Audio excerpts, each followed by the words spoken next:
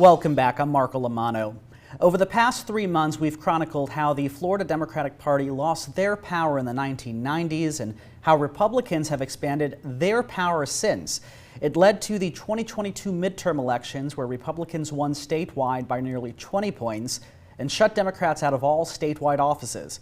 For the final part of our series, Red, Purple, and Blue, A Sea Change in Florida Politics, we'll look at what the Democratic Party is doing to rebuild, their recent smaller successes, and what the state looks like politically in the near future. Here's the final part of Red, Purple, and Blue, A Sea Change in Florida Politics. Rick Wilson, a former Republican strategist with Florida roots, now tries to help Democrats win against what he considers is a dangerous ideology from former President Donald Trump and other Republicans. He had a message for Longboat Key Democrats. You got a lot of work to do.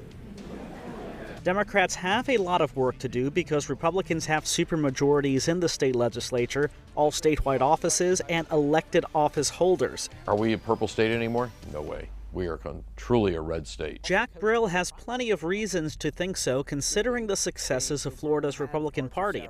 People moving to the state are now, on average, much more Republican than decades ago. I think that is a sign of the pent-up frustration by a lot of those voters because of their taxes, the bureaucracy, all the regulation they have in those states, and they felt that they didn't have a voice.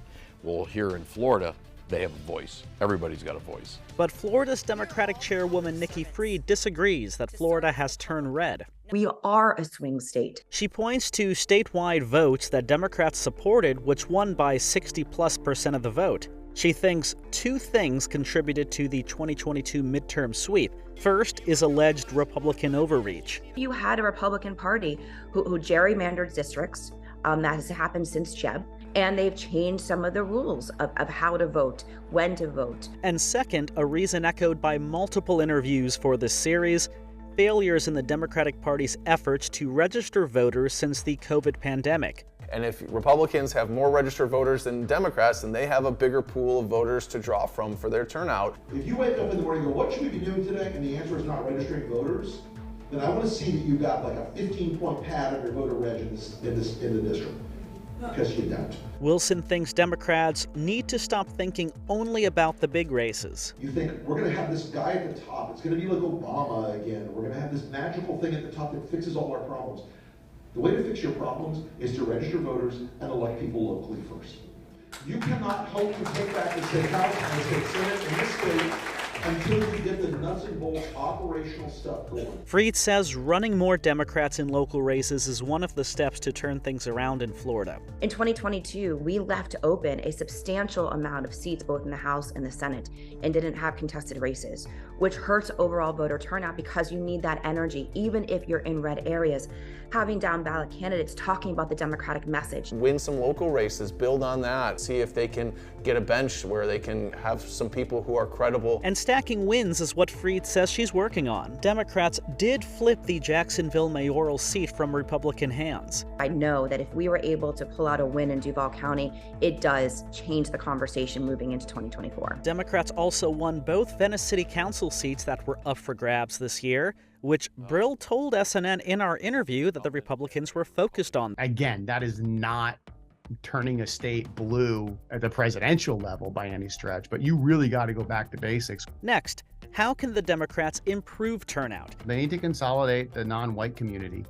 The problem is that's hard, particularly with Republicans going for the culture war stuff. Black churches are a vital part of the Democratic base, but parts of it can side with Republicans on culture war issues. Then there's the Hispanic community, which is quite varied and difficult to, in a sense, swoop up into one side of the aisle. Particularly with a lot of the immigrants where they have histories with socialism that are different than what, maybe a Sweden socialism looks like. They think socialism, they think dictator.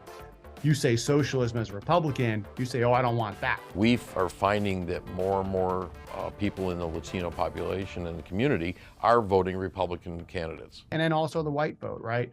There's only so many college-educated white folks that are, maybe liberal-leaning.